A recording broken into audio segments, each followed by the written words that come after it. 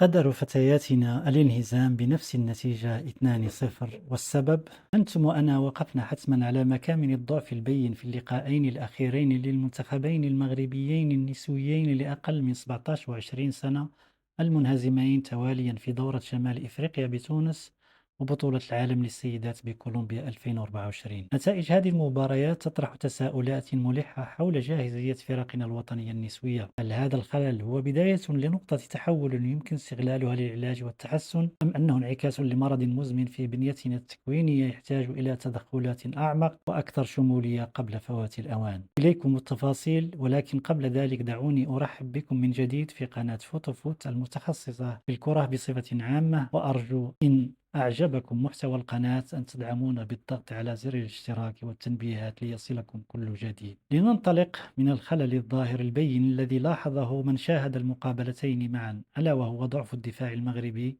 بقيادة حارستي المرمى اللتين كانتا مصدري الخطأ الذي كان وراء تسجيل الأهداف، وبالتالي هزيمة المنتخبين معا في أول ظهور لهما في هاتين المناسبتين، مما يصعب من مأموريتهما خلال المقابلتين المقبلتين أمام كل من تنزانيا ومصر بالنسبة لمنتخب أقل من 17 سنة، وأمام كل من الولايات المتحدة الأمريكية وإسبانيا بالنسبة لمنتخب أقل من 19 سنة. ولعل معرض ذلك يعود فقط إلى نقص في التركيز والثقة اللذين يكتسبان مع توالي المنافسات.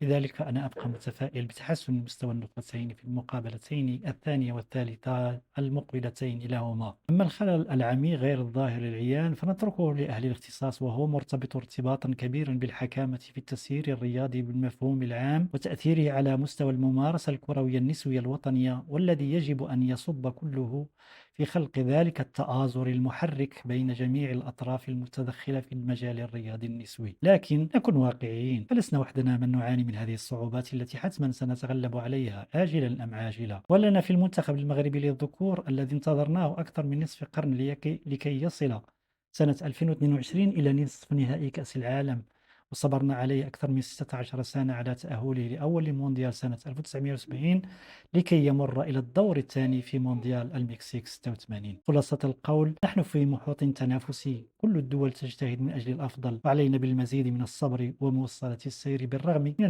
المشاكل العالقة التي يجب حلها تباعا من خلال المشاركات في الملتقيات القارية والدولية، واستخلاص العبر والدروس لغد أفضل لكرة القدم النسوية المغربية، والتي حتما ستعرف تطورا في المستقبل. ودماء مغرب.